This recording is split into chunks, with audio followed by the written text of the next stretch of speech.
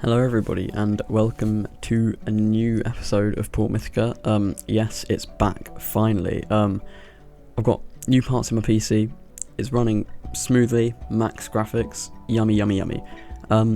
And in this episode, the first episode of the new year, yippee, happy 2025 everyone, we are starting a new area, and I'm having second guesses about calling this park Port Mythica. Because I've built a wooden coaster, right, and I don't know how to theme it to, like, mythology. I mean, at the moment it's going to be more Viking themed, unless anyone can suggest some sort of mythological god or entity or deity or something that is related to wood, or that we could theme this coaster to. It took me a few tries to get this layout right. I cut them all out on camera because I think I spent over an hour making this layout look good. But I eventually went for this sort of like quite fast-paced, not particularly long wooden coaster. It's quite fun, I think.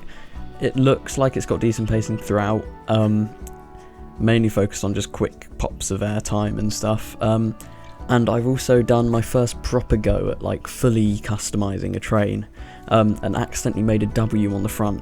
So if anyone can come up with a name for this coaster that begins with a W that isn't wooden coaster, because that's pretty much generic and boring, although it would be funny, feel free to leave it down in the comments because that would be very helpful, because as you all know, I'm terrible at naming coasters. And so yeah, this took me a surprisingly little amount of time to get done. It's pretty simple, but I think it just looks so much nicer and fits the theme so much better, or the lack of, there isn't really a theme yet. I then realised I hadn't turned on copy to other trains for most of the parts, so I then had to get rid of everything and then undo it, and it worked. I got there eventually, and then figured out I could run 3 trains on it pretty smoothly.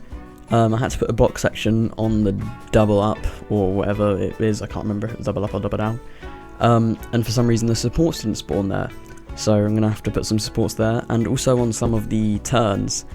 I think I might just do some of the more modern wooden supports, where they're sort of like quite slanted, because I feel like that would look pretty cool. And yeah, so now I am moving on to the pathing, and none of this stays, surprisingly. I am so indecisive about what my pathing looks like.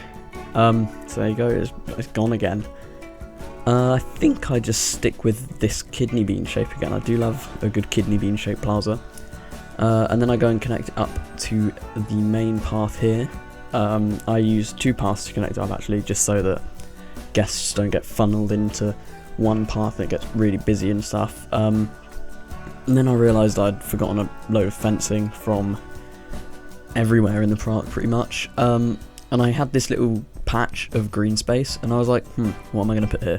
So I just chucked some random scenery, chucked some trees, bushes and whatnot in there, and then going with the more Viking-y or like something, I don't know, theme, I chucked some barrels and random cogs and stuff in, and some dead trees, because it looked a bit boring with just the bushes and trees. And then I painted the ground weird colours, because I'm weird and I don't know why I did that. And then I thought about opening the park, but then I couldn't be bothered, and went on and attempted to make another plaza multiple times, failed, and then just followed the actual ride along its, like, around where it goes quite closely, because I thought that would be quite a nice interaction, so that people watching the ride could interact with it, and I thought it'd be quite a cool, like, viewing point for it.